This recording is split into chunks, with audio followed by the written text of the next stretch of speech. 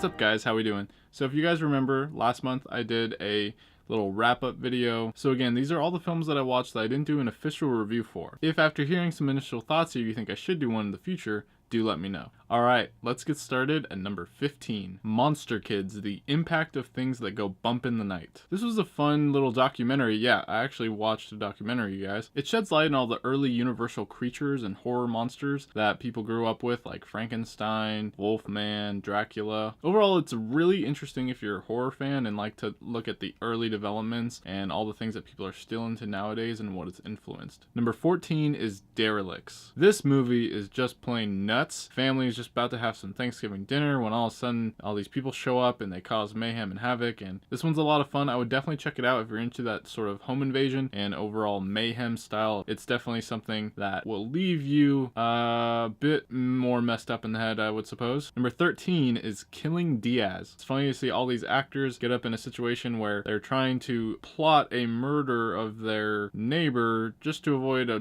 really awkward conversation. The main cast of guys ends up completely dressing as and talking and having different alternate personas as women, and it makes for a really funny little kind of random and interesting little bit that they threw in there. At number 12, Pandorum. This is one I actually heard about and never ended up seeing it until now. Definitely a pretty crazy, interesting film that goes off on the sort of Lost in Space and that sort of realm of horror and sci-fi. The film starts to move really quick as it goes on. It has a really interesting twist. I think it's definitely worth checking out again sometime. Number 11, On Body and Soul. I found out about this one because it was one of the nominations for the Oscars in Best Foreign Language Film this year, and it was also on Netflix. Overall, I really enjoyed this film. It's very fascinating. The two leads are really interesting, and it has this kind of unique style of sort of telling a love story. There is a lot of good stuff here that will leave you thinking about it many days after you've seen the film. Number 10, From Up on Poppy Hill. I was very excited to see this one. I love my Studio Ghibli anime films from director Isao Takahata. I haven't seen many of his. This is probably only the second one. Overall, it wasn't quite as good as I was hoping it would be, but I think it's one that will definitely benefit from seeing it again. I'm hoping that when I do, I'll really now have taken it all in and the story will really feel a lot more concrete. Number 9 is Porco Rosso. Yes, I finally watched all of Hayao Miyazaki's 11 films, with this being the last one. I'm hoping to see this in theaters because I enjoyed it overall on the DVD, but there were certain parts of it that I think maybe would have benefited way more from seeing it on the big screen, and it didn't quite live up to what I was really hoping it would be. Let's hope when I see it in theaters and for Studio Ghibli Fest, I'll feel it a little bit differently. Number 8 is the Rocky Horror Picture Show. Let's do the time warp again. I finally got to see Rocky Horror Picture Show. This time it was actually for a cult film series. Tim Curry is fantastic. His portrayal of Dr. Frankenfurter is just so iconic. It doesn't get any better than this if you're into really out there, fun, overall tones of horror, comedy, crazy, fun musical. Number 7 is Lady Bird. Another journey on my quest to watch as many Oscar films as possible. I finally got to see Greta Gerwig's new original film. It was a great time. It wasn't quite as good as I was hoping it to be. There was just so much hype surrounding this film, but I had a great time. The characters were really fun, interesting, great performances. Really made me reminisce about high school years. This is one that just simply left me wanting to see more. Number 6, Black Panther. I did find this to be one of the most entertaining and fun Marvel films that I have seen. The characters, the culture, the diversity, the villain, so much of this film worked. It was an entertaining blast. This is a film the world really needs to see right now, and if you haven't gotten around to checking it out yet, do yourself a favor. It definitely has something to appeal for everyone, adults, kids, people of all walks of life. Number 5,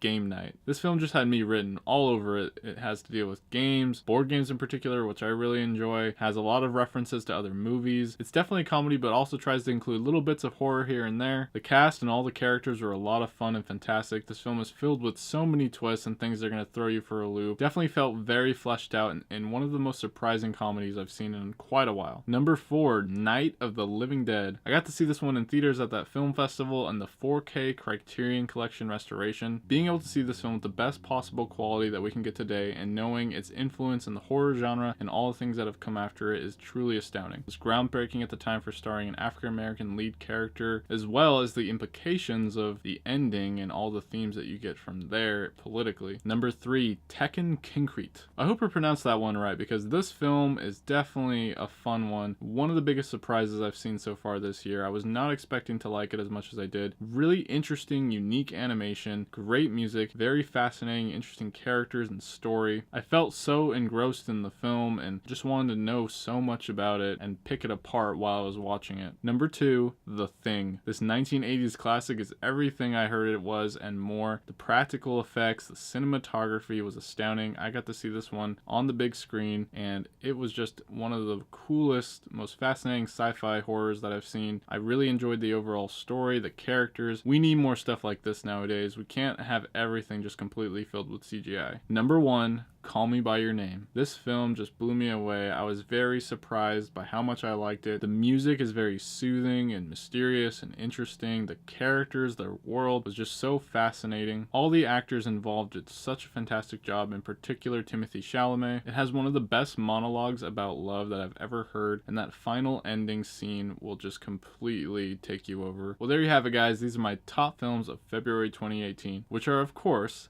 Diligent picks. So guys, what are some films that you watched last month that you have to recommend to me? Are there any that you saw on my list that you really like too and want to discuss? Let me know in the comments below. My name is Dylan, and if you love entertainment, subscribe to my channel while this video ends and send me a thumbs up before you go. Thanks for watching, and stay diligent.